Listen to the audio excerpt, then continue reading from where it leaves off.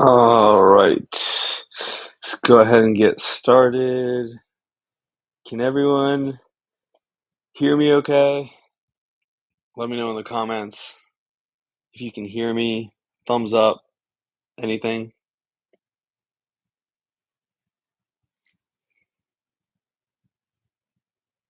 All right, so I wanted to go ahead and start with just a general market overview. What you are seeing on the screen is a weekly volume profile for Bitcoin. And what this tells me is we did form a range. That part's pretty obvious. What this is telling me is that the 61K level is really important on a weekly time frame. The 63K level is really important. That's the POC for the week. And the 64.5 is the value area high. And basically, most of the volume for this week was traded between 62.5 and 63.5. So for me, reclaiming that, starting to see more volume above 63K is going to be really, really important. I mentioned in the Discord there's probably going to be some sell pressure coming in. That is likely the result of the ETFs rebalancing. They're going to have to sell off some spot given the drop because we're closing a good bit below open. So on the daily, right? So 63.8 was the open. A lot of noise. We really want to start trading above this 63K level, and without it, you're just going to see some slight downward pressure, maybe a retest or sweep of that 60K daily low, and then we'll really find out what's going on. If you look at the chart, a more standard chart,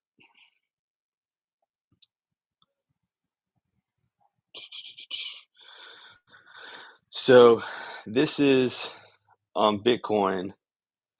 This is the low time frame chart that we had. So yesterday, kind of mentioned somewhere around the 62.3 level that there was a bullish divergence on the future side of things, and that we likely would squeeze up before the next move.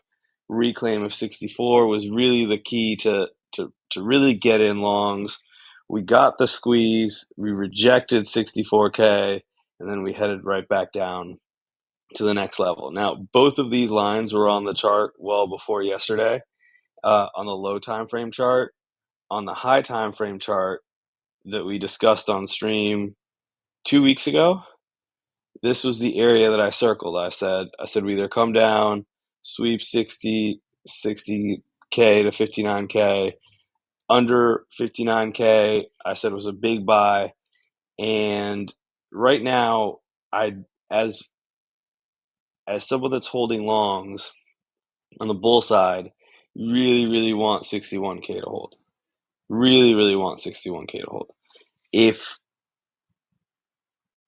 If we really want to see some serious continuation upward, we can see that this 63K level is going to be very, very important for continuation. If we start to trade above 63K, you're going to see more money, more traders coming into the market, and hopefully a move back up to the high 60s, 68, 69K range. If we fail to reclaim 63K, then eventually we're going to go below 60 again. Ultimately, in an ideal world, we move up to 63, flush some of those late longs, build up some shorts, and then make another move up. So it would look something kind of like this.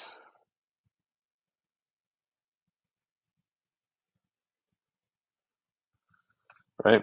The reality is that it's too early to tell, and I really think that we're going to see some sell pressure, and I would not at all be surprised if we head to this prior monthly low, which is 59K.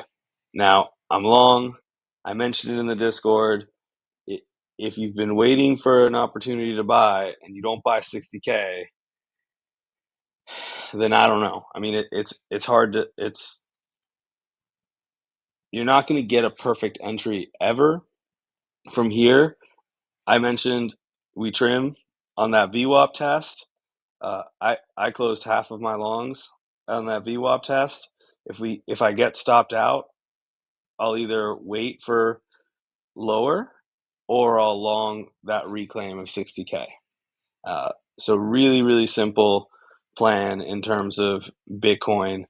I either want to see it reclaim Monday low, 62, 63K level. I don't think 64 is going to put up a whole lot of resistance. I think if we reclaim this Monday low, 60, 62, 4, 63.5 level, I think we'll just go ahead and slice right through 64 and move up a bit. My main concern is Bitcoin going to be strong enough to withhold that sell pressure that we're probably going to get, and then how alts react to it. If you look at, I'm watching Sol. Sol hit a key level. ENA did not reclaim VWAP. Sol did for a little bit, and then came down. Now it's right at it. But essentially, equities are just not doing great, and so that's a big problem. We broke down. It's really hard to know from this point, but when you look at the XPX chart, those are ugly, ugly candles. And so I'm looking for this level right here. Ideally, somewhere between there and there. We kind of tapped it, but not quite enough. We'll have to just wait and see. If equities have a up day tomorrow or Friday, then you're going to see Bitcoin really move up, in my opinion, as long as 60K holds. So that is the market update.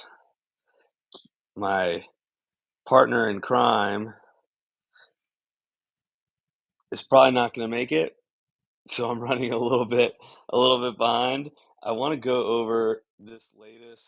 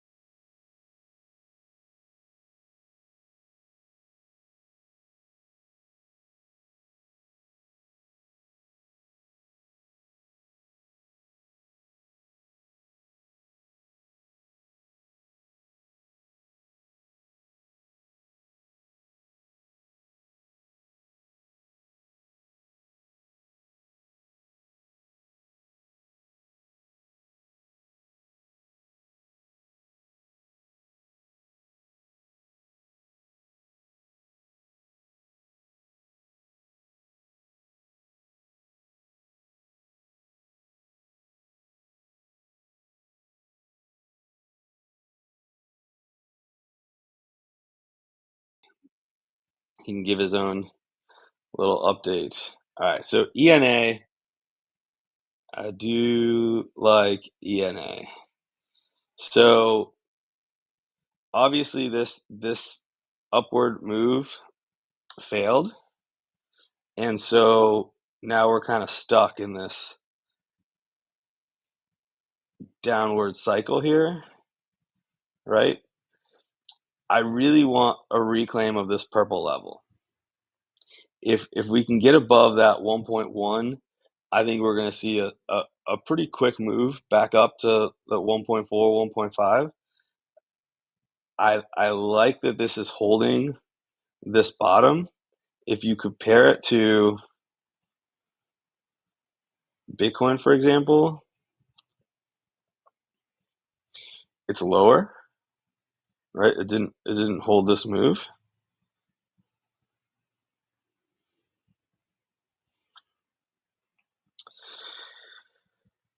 So for me, I really like it. It reacted really well on the bounces if you watched it, but the reality is that it's not going to move up without Bitcoin. So move up from this trend, move above this key level. Ultimately, there's not a huge amount of history to go by on the chart, so it's not the most reliable, I guess we could say, because there's not that much history, but you can see that there's multiple green dots, which is bullish OBV divergence, and just really like the way it's been moving. Another chart that I really like is Sol, but she's been a bit tricky. All right, so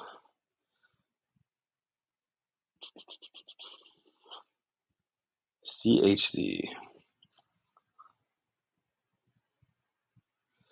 And as always, I like to start with high time frame. This is a nasty little BART pattern. Gosh, I mean, I think that's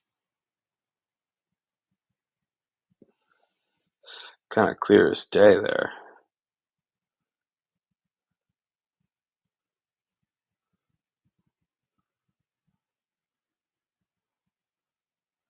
Turn this off.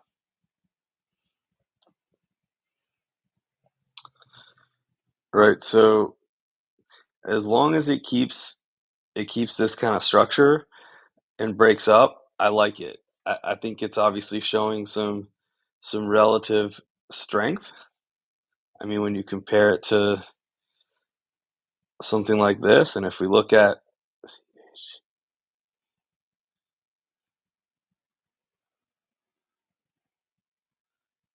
I mean, it looks really, really strong. Obviously, the concern being that you're chasing something that's already shown significant strength. But to me, if we break this structure to the upside, I think that's a really, really strong coin.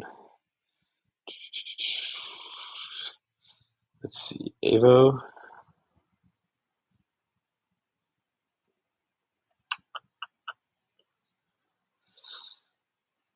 Now you can see it's not showing the same kind of strength, but a lot like ENA, it's just doing better. It's doing better than BTC. And it's always helpful to look at the BTC pairing. So you can see it's showing relative strength to Bitcoin. I think on something like this, it's really in that kind of consolidative structure. So turn my little magnet back on. It's got to move up. It's got to get away from this area right here. Until it does that, it's just going to be a bit tricky to know. But to me, I would wait. Certainly, you're still close enough. If you got in down towards the bottom, it's fine. I wouldn't chase this up from here. Rune. One of the problems with like doing chart requests sometimes is that a lot of the stuff looks very similar. So Rune, I had charted before. We're at a key level right here.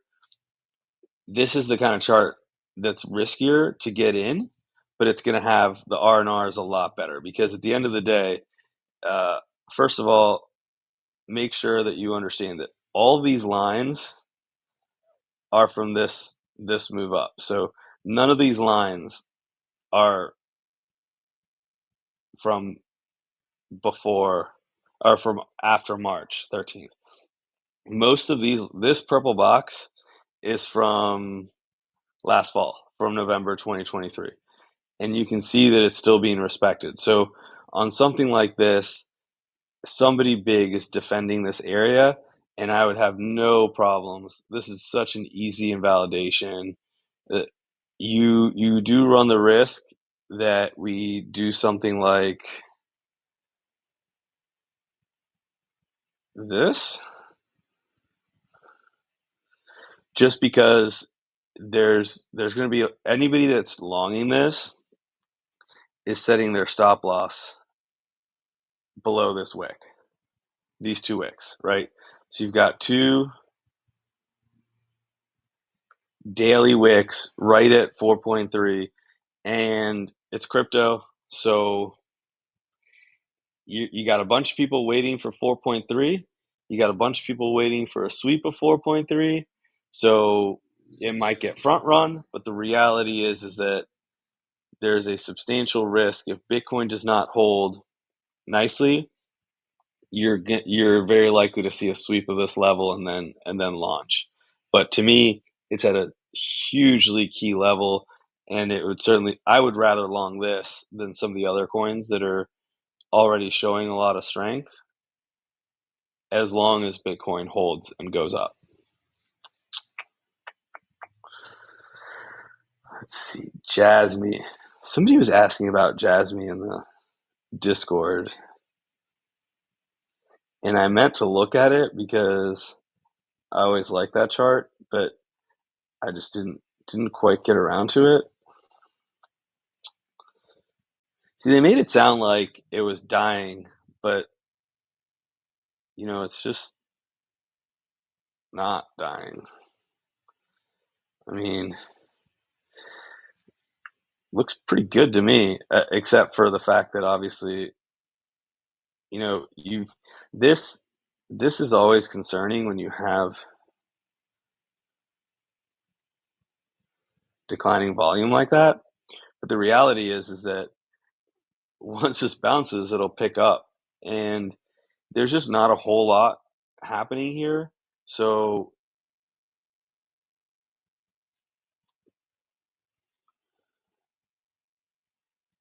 I'd probably want to wait for, I don't even know how to draw it, but you can kind of see this consolidative structure right here. And I'd kind of want to wait for a breakup. But to me, on Jasmy, this whole thing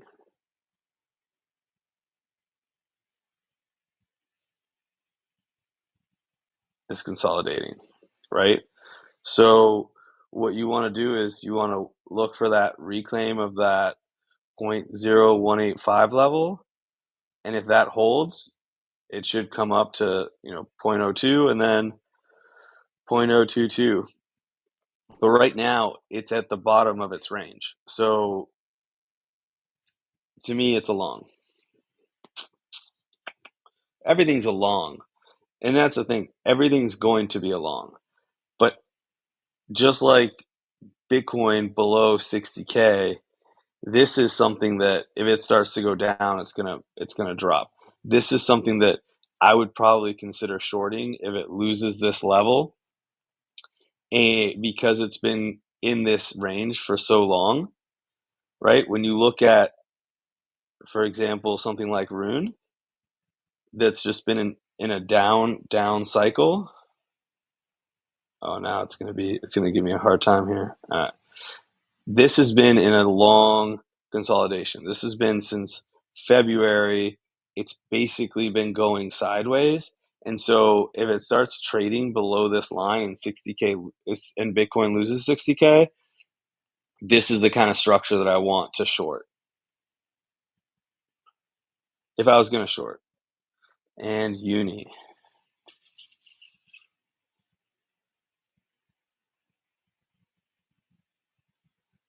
I gotta rearrange my charts. I keep adding stuff and I don't like it just alphabetical. Oof. Okay. So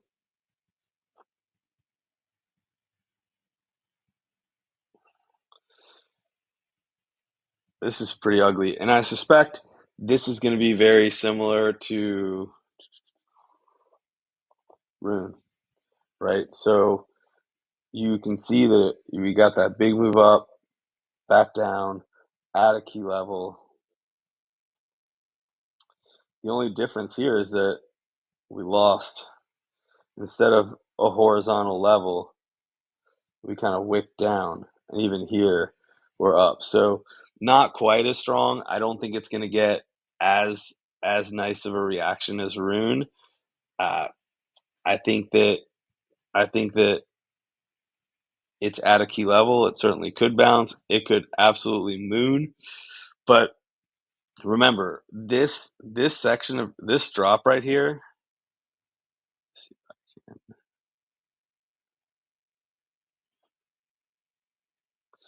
this drop right here was because of the SEC Wells notice that Uni got. So how long that takes to really work itself out, when the next news comes on it, you can probably expect them to announce that they filed a formal complaint, and depending on how that goes, it could take a while to resolve. So for me, this is probably a little bit too risky. It did drop more because of the fact that it was news based, but to me, just not loving it. I think if you wanted to buy Uni for spot, then that's not necessarily a bad idea. And then, if it goes below, if you start trading below 5, you're cooked. But at the end of the day, that's a 30% drop on spot. So that's a pretty big undertaking, and for me, it just doesn't seem worth it. Now you do have a level up here, right? So we have this breakout level, and after the drop, it came back and basically retested it. And so anybody that was in around this level, they got out. They went red.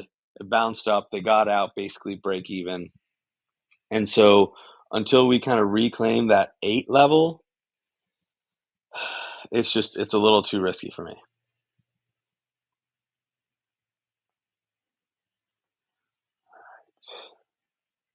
Don't forget to put your UID in the comments. Don't you think it would drop anyways because of the Head and Shoulders head being at a price of 17? No, I mean, I think if you were to, I mean, that's a pretty nasty. I would say, almost say that if you're gonna do the Head and Shoulders, it would be something like this.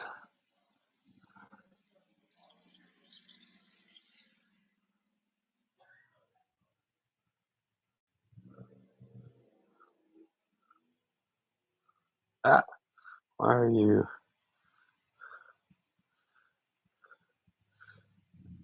I'm not sure why it's drawing that line, but it would it would be left shoulder, head, right shoulder, and the neckline would be at like 10.3, and it already dropped. To draw it this way and say what you're going here, here, here, here, here, here. Yeah, it really doesn't work that way.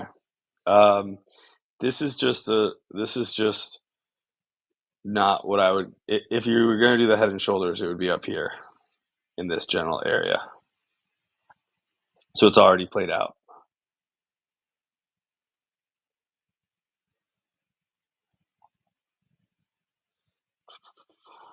Let me go back. Hold on, I lost. And we talked about those head and shoulder patterns. A lot of times, what you're really looking at is a very clean high time frame. Head and shoulders can be great, but you're looking at that neckline. A lot of times in crypto, what we're seeing is just a consolidative phase with a higher high followed by a lower high. And what makes it a head and shoulders is the horizontal neckline support, and the trigger is the break of the trend line, because that's the break of support. So a head and shoulders is just a way to visualize a higher high followed by a lower low into a key support, and you would enter on break of that key support. And so a lot of people want to start charting that head and shoulders, waiting for that right shoulder, going to try and enter on that lower high.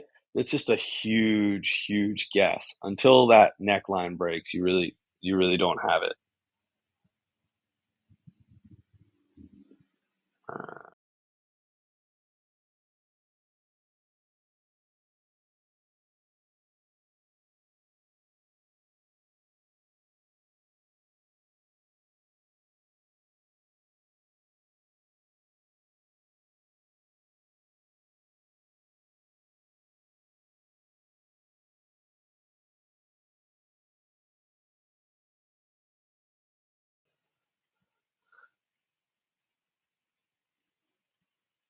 Equity stuff. So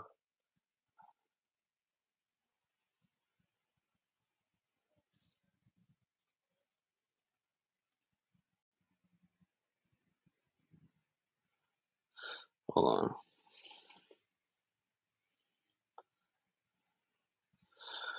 Okay. So one of the things that I mentioned that I didn't really cover very well was the reason that, and maybe I covered it and forgot. It's only been like 30 minutes. So I drew this fib level right here, and this 63K level then becomes really, really important. Now, on the, I want to show you guys, let me see, change platforms here.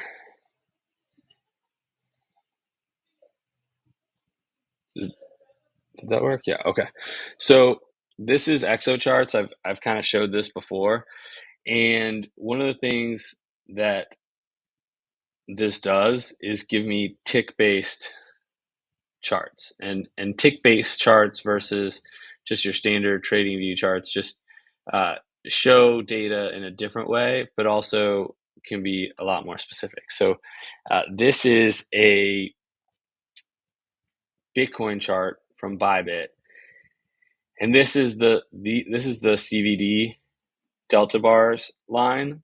And so yesterday what we were seeing was a bullish divergence in that mid 62 range. And what that was telling me is that traders on Bybit were smashing the sell now button, and price was going against them. And so passive limit buys, spot buys on other exchanges were really driving price, and emotional traders that were looking at low time frame charts, that were not necessarily looking at the big picture, were just selling very aggressively. And so the market tends to kind of take that back. Now, on a higher kind of time frame, right, what you see right here, you start seeing this candle, this candle, this candle, all making lower lows, but the CVD was making higher lows, right?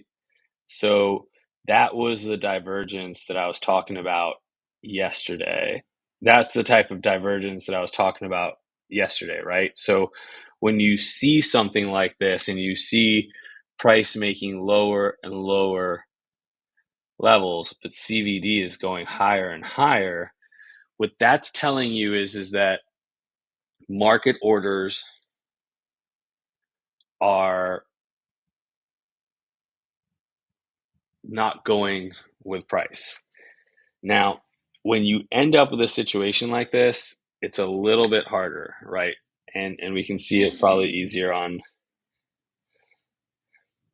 this chart, right? So what are we looking at here? Here we're looking at a 4.9 million negative delta, and you've got a negative candle, right? However, when you come down to the bottom, what you see is an imbalance. And the reason you see that imbalance is because you're reducing open interest. Now, once price starts to move up here on this section, right, we start moving away from 60K, you start seeing these red OI candles. What that's telling me is that price is moving up and contracts in total on Bybit perp are closing. So that means that bottom shorters are getting stopped and liquidated, and you can actually add in, well, it's been a while since I looked at it on this format.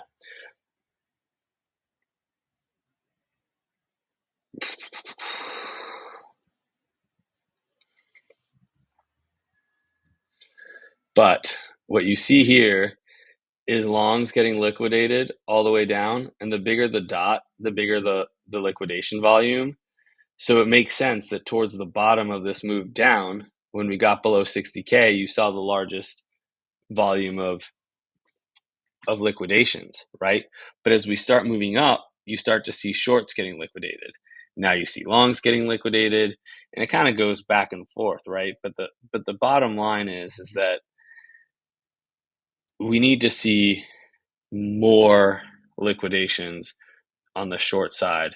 We need to reclaim all of these levels. We need to reclaim VWAP. Now, on this chart, you see that VWAP is technically more accurate on this chart because it is tick based. But the reason VWAP on the Bybit chart on TradingView often gets respected more is because you've got algorithms using, it's very hard for the algorithms to use this type of chart. They're going more based on TradingView charts. And so you're just going to get that initial reaction from algos. And so at the end of the day, what we really need to see, if we go back to this level, is that move up. We need to at the very least get back into yesterday's range.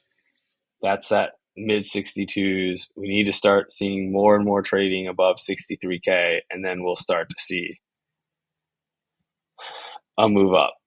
I would be very surprised if we don't retest 64. I said before that I thought that we would slice right through it. if 64 gets strongly defended, then that you have to look at how that interaction goes to really determine it.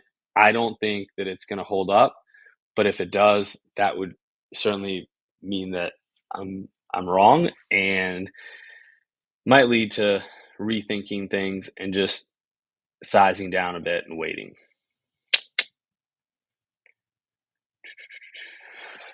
All right. Anybody else have any other requests? Anything that I've said that people are unsure of? I posted on Twitter earlier that I did a search of how many times I mentioned 60K in the Discord today, and it was 6. And it was really started with I'm longing 60K, and then it was just continuously saying basically I'm not changing my trade until we lose 60K, and we went below it, but we never lost it. I think those are just moments that as you trade more, you become more comfortable with just saying, I'm either right or I'm wrong. Well, if you want to show a face, show your face. I don't know if Andax is just checking in from his phone or is actually going to come on, so we'll give him a minute. But trust me, nobody wants to see my ugly mug. I promise you. Let me show y'all.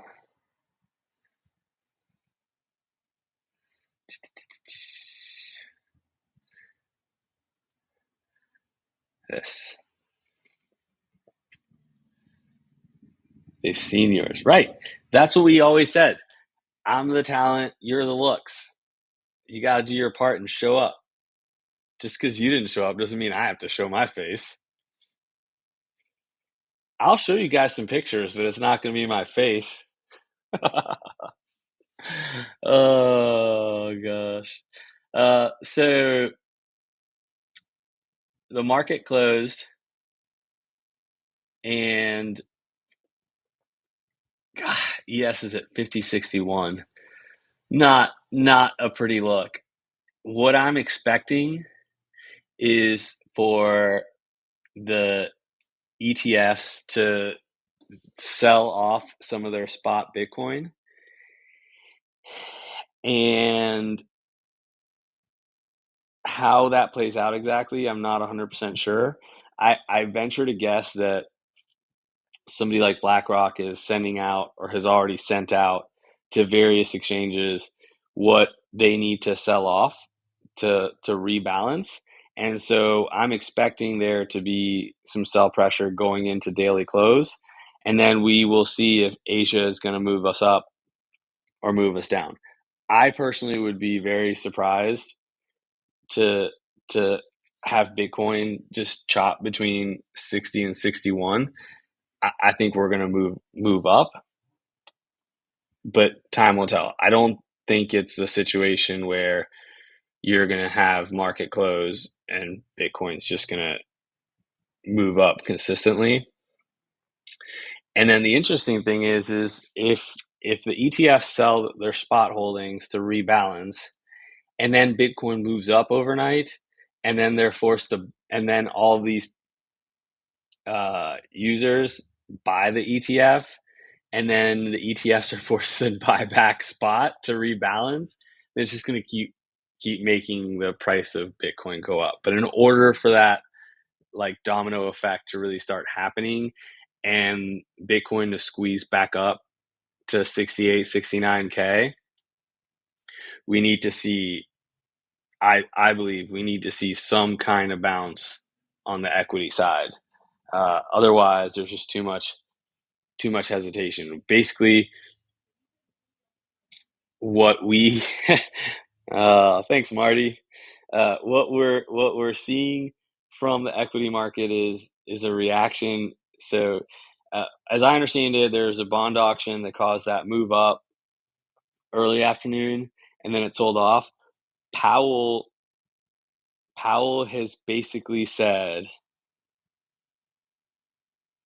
Powell and the other folks on the Fed have basically said that they're pumping the brakes. And they clearly don't care what Biden says, but I think the market's reacting to that. And while I do think we bounce into the end of the week, I'm not really sure. Soul transfer unsuspended on Big X. So they said they were working on it, and I will try and follow up with them after the stream to see what they say. How do you not know what your UID is? You know what?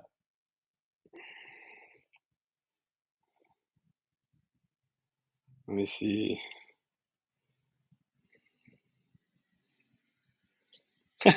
Well, I would say that I would pressure them more to reinitiate the Sol.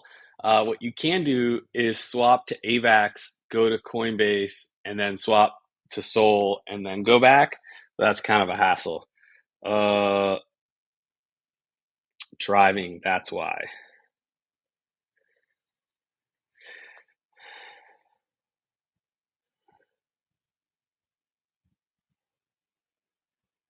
All right, so your username is BBB2626. Just put that in. So the fees to transfer the AVAX and then transfer the Sol would be pretty low. I don't know exactly what it would be, but I would venture to guess that it'd be less than a couple bucks if it was like $100 worth. If it was like 1,000, you'd probably end up spending like $10. As long as you don't mistime it and AVAX and Sol crash while you're doing the transfer. But I'll follow up after the stream. And last time I asked them, they had no timeline for me. So I'll follow up again.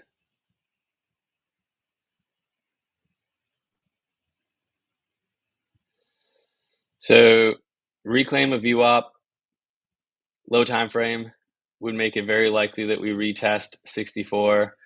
On the high time frame, reclaim a 63 makes it very likely we move up nicely to 66 to 69. That is my opinion. And I am staying long until we have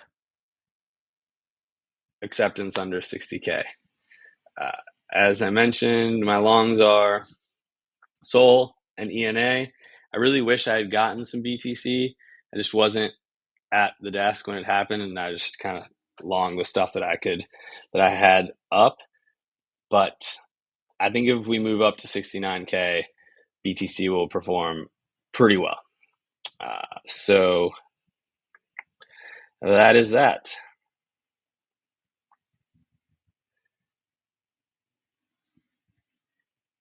Yes. All right. So you missed it, but I talked about SPX. And so because the levels on ES are so screwy with the contract rollover, I don't have a ton of confidence in the levels below.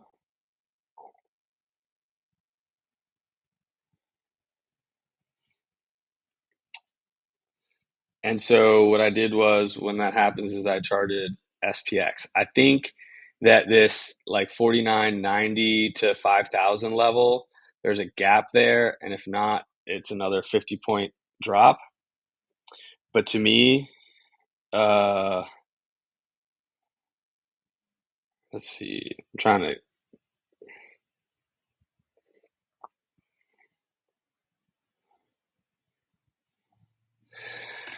I'm trying to look at it, but basically, I think that there's a good we were close enough to this level to where I wouldn't be surprised if that's all we get.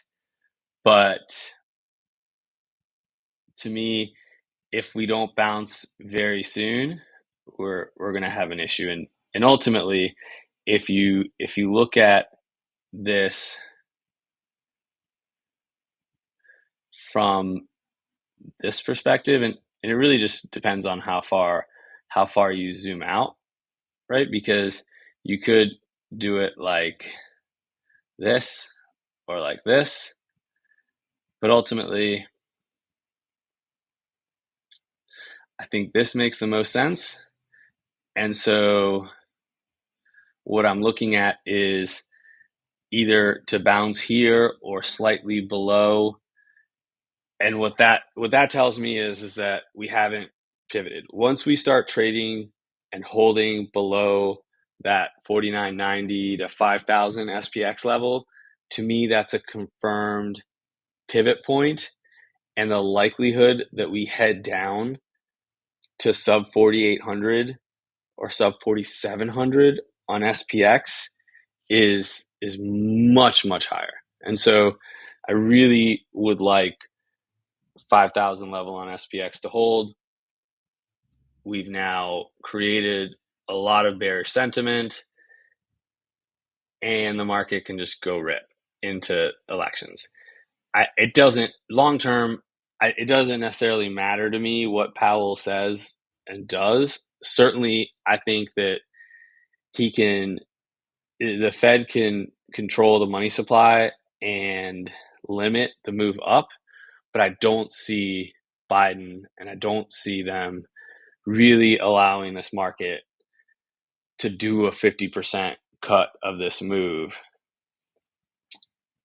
because at the end of the day we're going into an election cycle. But I'm not going to put my head in the sand. If we lose this level on SPX, I think it's going to be I think you got to really start considering the downside. It just doesn't pay to put your head in the sand. But maybe we move down a little bit lower and bounce next week. Maybe we chop around this area and go below 49.90 for a bit and bounce. Just to me, if we don't bounce soon, many traders are going to look at that as a confirmed reversal, and things do start getting kind of ugly. That's a pretty nasty looking monthly bar, and if we continue to go down, it looks worse and worse. So Vixpiration, yeah, I mean, I think we start looking at a lot of weird stuff in terms of options expirations. I think at some point we are definitely seeing market makers hedged for upside.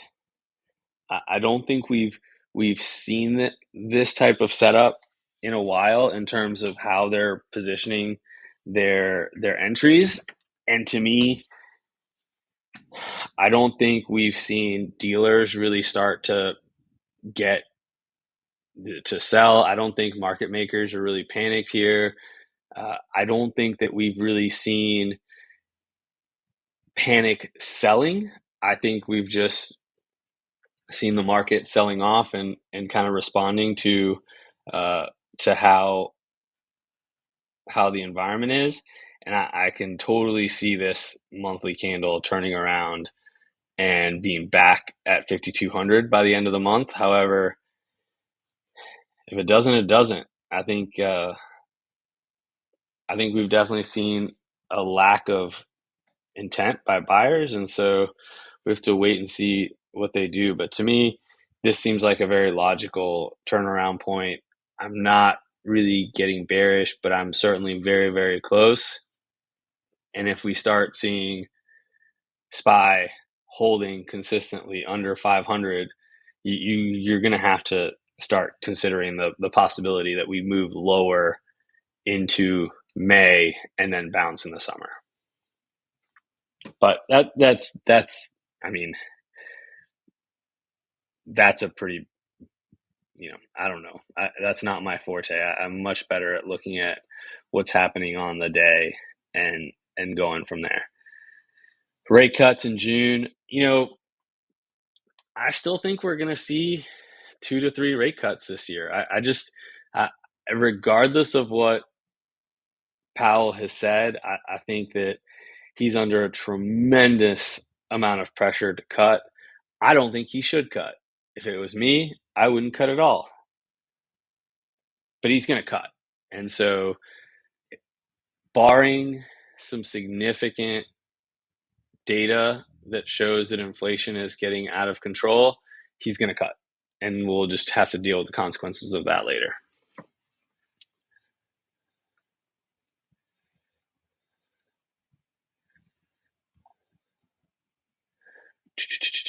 All right. Okay. So you hear how rates.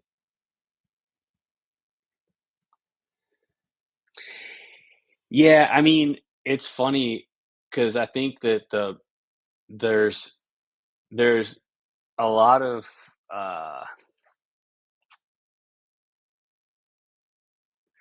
kind of narratives, and I think the banks are floating this narrative that we need to cut rates to help with inflation, and failing to cut rates will lead to more inflation. And I'm somewhat dubious of that because I think banks need the rates cut.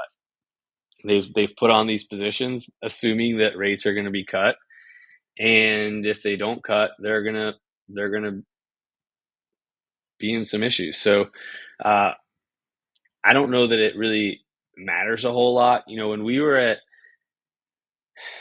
1% and we go up 2 basis points, that's a 50% increase on rates.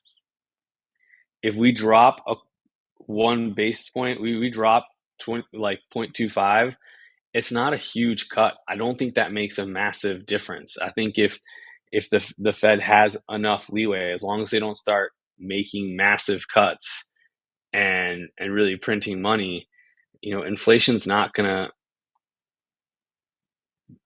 go wild just because there's 1 basis point cut. Um, the market might, but I think at this point the market's pricing in less and less rate cuts, and maybe that means that the bounce when they do start cutting is going to be more vicious. But I think time will tell. I mean, at the end of the day, they're going to cut, and then we'll just see what it does. Powell's being cagey, though. I can say that for sure. All right, so next stream Friday, New York Open. We're going to have the competition. We're going to have a lot of fun. We're going to be trading $100 accounts for 60 minutes. Super high leverage. Somebody, if not everybody, is going to get liquidated, and it'll be a really good, fun time. So make sure you tune in for that. I will be giving a market update at some point during that stream. I agree. Historically, rate cuts have been bearish. So the rate cut cycle has been the start of the decline. However, in this particular time frame, I don't believe we are entering a cycle of rate cuts. I think we're going to see some rate cuts, and then we're going to see rate increases. Rate cuts into the end of the year, but then increases in the future will be a continuing increase in rates. And when you zoom out, overview, like a multi-year overview, a couple of cuts will end up just being a blip, and it'll be a continuous kind of up cycle in rates. If I'm wrong and we are doing a cycle of cuts, then what you're going to end up seeing is a sideways market or a slowly bleeding market into elections, and then at that point we would have pivoted. And yes, rate cuts traditionally on high time frame mean a bearish cycle. However, I think it's still to be determined whether it's going to be a couple of cuts or whether we're now going into a cycle of lower and lower rates. I think what we're going to be seeing is some rate cuts, inflation going back up either before or after the elections, and the Fed having to play catch up. Again, if I'm wrong and we are going into a cycle of lower and lower rates, then yeah, that's probably the market top, and this whole thing's going lower. But I don't think we're going to see a crash going into elections. I think if anything, we would see sideways chop, and then after the elections, you're going to want to get short. But we'll see. Time will tell. Powell is basically saying, don't get ahead of yourselves. We may not cut that much. So at the end of the day, obviously you don't necessarily trust what he says, but understand the dynamics that if rates have topped off, then the market has likely topped off too. I think they printed too much money and things are too out of control for them to just start really seriously cutting rates. So for now, small cuts, still in an upcycle in terms of rates in the grand scheme of things, which means market can continue. But either way, even if we see the market move up into the elections, you got to start being very, very careful going into 2025. The vast majority of good macro guys are saying the shoe will eventually drop and you're going to get that significant drop. Ultimately, dropping now and then moving back up this summer into elections really would be a lot healthier for the market, because at that point we end up in a situation where the market's a lot more balanced. If we were to just shoot up here and then we go into 2025 with this just very unbalanced market, then you run the risk of having a lot more chaos.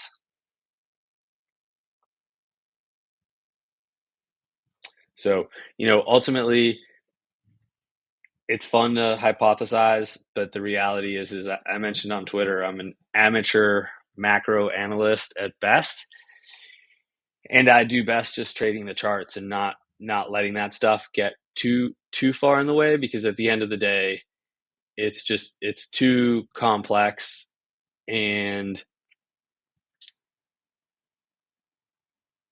really what drives the market is the market. Unless we go to war. Yeah, great. Well, the thing with that is, when would we go to war? Are we going to go to war now? Is Biden going to go to war? I don't think Biden's going to go to war.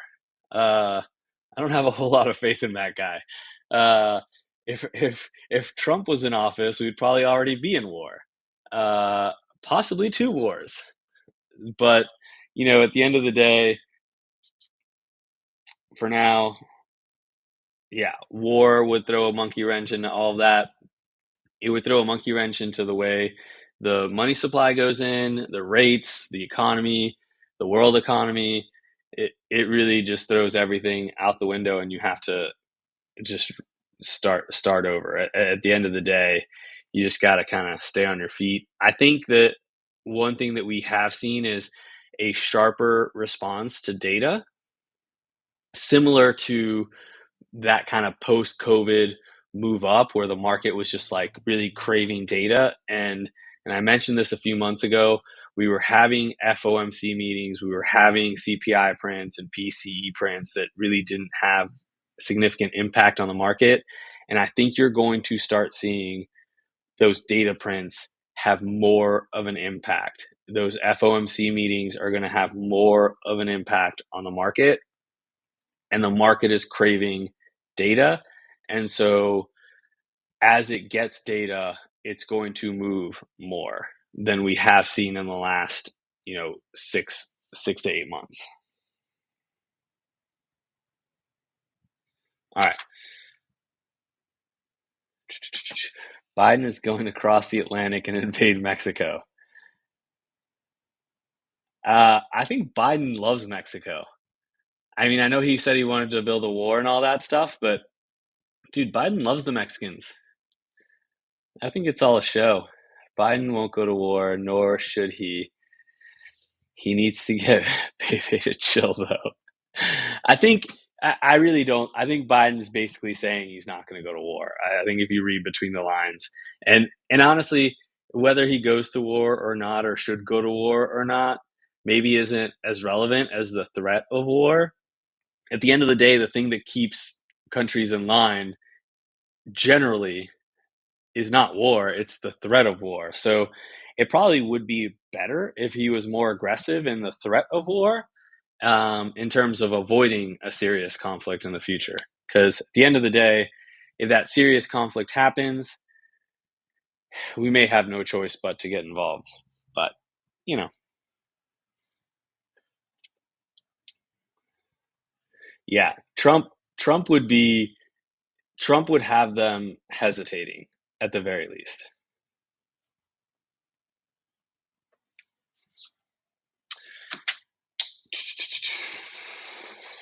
I should post that